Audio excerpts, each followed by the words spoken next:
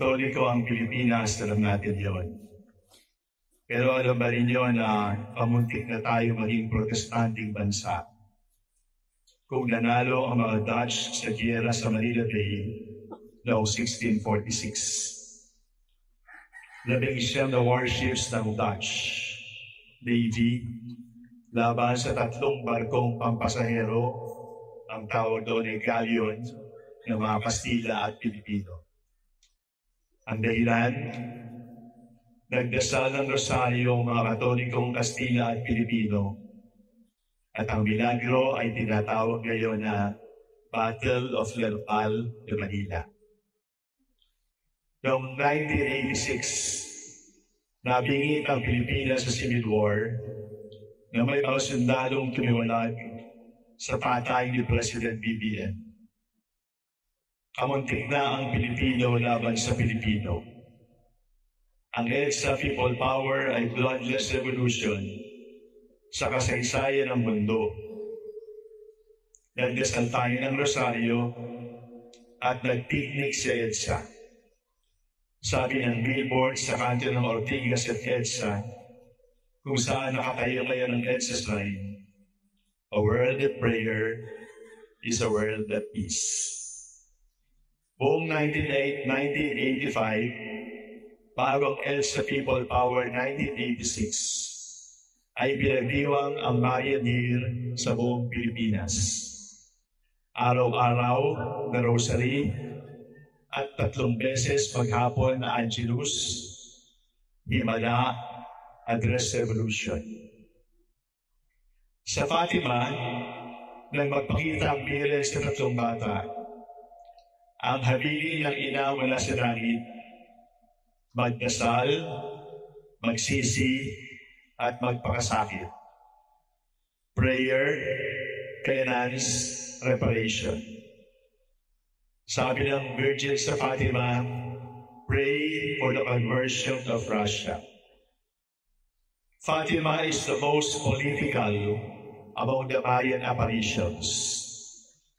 Talagang harapan at diretsyahan, sinabi ng mahal na ina, iniutos na labanan ang kamarian ng Russia. Sabi niya, pray for the conversion of Russia. Pray that Russia be stopped from spreading the error of communism and atheism. 1917 yun. Sabi ng Virgin ng Fatima, pray. If my requests are heeded, Russia will be converted and there will be peace. If not, she will spread her errors throughout the world, causing wars and persecutions of the church. Fast forward, 2024. Kung susundan natin ang utos ng Birhen ng Fatima, dapat na rin natin ngayong ipagdasal ang China. Hindi tayo anti-China. Hindi tayo racist. Iba-ibang singkit tayo, pero singkit talaga tayo, Asyano. Singkit tayo at paborito natin ang Pasit Canton, di ba? Narito at kasama natin nagdarasal ang mga kababayang Chinoy, Chinese Filipinos. Kapit-bisig, Katutubo, Pinoy at Chinoy, Ilocano at Pangasinan at Tagalog. Iisa tayo sa kapatiran dito sa Pilipinas sapagkat alam natin ang paghihirap ng mga kapatid natin sa mainland China. Oppression, truth manipulation, human rights abuses.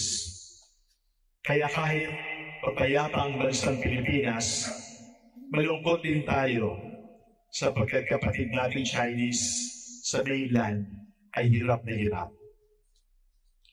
Ang away ng mga gobyerno, the war of ideologies and the battle of politics can be won by the brotherhood of peoples. Before there was government, they were only loving, patriotic citizens. We are the peace that we dream for the world. Panawagan sa mga may kapangyarihan, Pakinggan niyo naman kami. Kaming Pilipinong pangkaraniwan. Kaming Chinoy na tahimik lang. Pakinggan niyo ang Diyos. Pakinggan natin ang Diyos. Kamaliw ng gera. Huwag bully. At huwag magpabuli. Bago magkaroon ng China, bago magkaroon ng Pilipinas, bago magkaroon ng mapang mga bansa at paghiwa-hiwalayin tayo ng pagkakaiba-iba natin, ang lahat ay likha ng Diyos. Hindi habang panahon ng mga bansa. Sa wakas, ang lahat ay babalik sa tunay na may-ari, ang Diyos. Mula sa Diyos at babalik sa Diyos.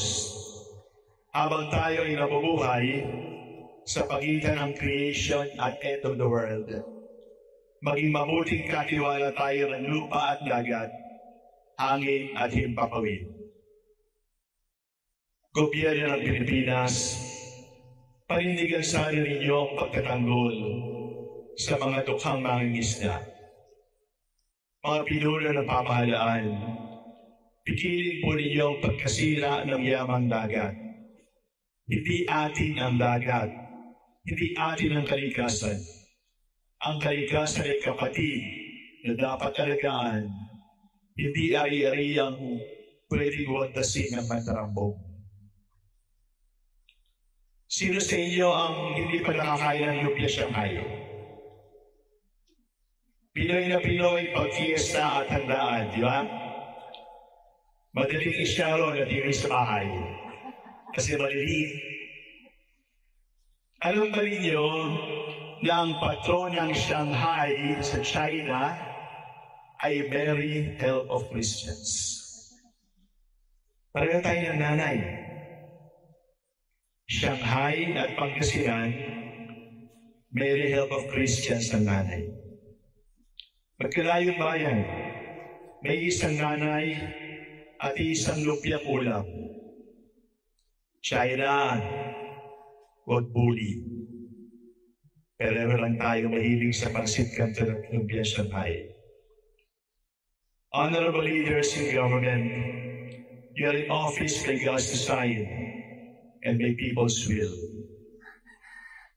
Give us the competence of statesmen, not a student council government that made vulgar men models that glorified treason. Bring the wrongs and pains and anguish of our countrymen to the international institutions of justice and order.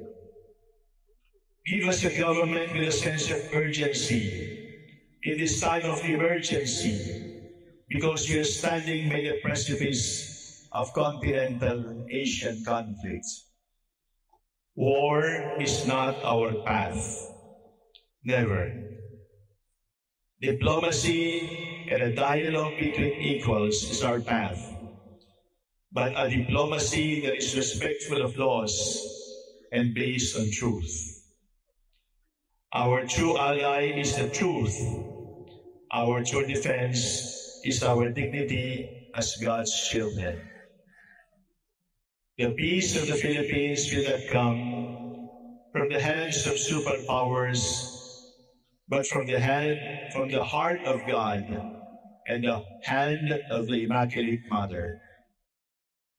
We pray for our country, but we also pray for brother China. Yes, brother China, sister China. It has thousands of years of civilization in the vast continent of Asia. May it use its civilization to preserve peace and harmony among nations, according to the ancient teachings of Chinese wise men. May our brothers and sisters in China who live in the darkness of religious persecution receive the light of hope of Our Lady's consoling presence. Amid the trials and pains that the Chinese people endure day after day, may Our Lady who watches over China in Shenzhen, in Shanghai, be their source of hope and love. In the words of Pope Benedict XVI, may the Chinese people never be afraid to speak of Jesus to the world. And may the Chinese people never be afraid to speak of the world to Jesus. Mother of China and all Asia, may the help of Christians, Virgen de Naval de Manila, pray for us now and forever.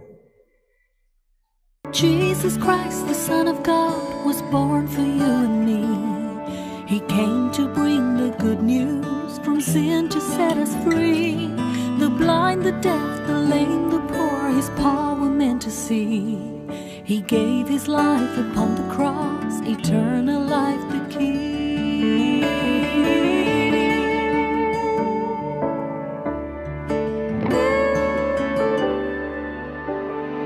He broke bread and shed wine before His agony. We share the body and the blood in His memory. To make His message known is our responsibility. So here we are to pledge our lives to the Lord of eternity. I am Catholic, I am alive, I am the gospel, I am the light. I am Catholic, I am alive, I am the leaven, the salt and light. I am Catholic, I am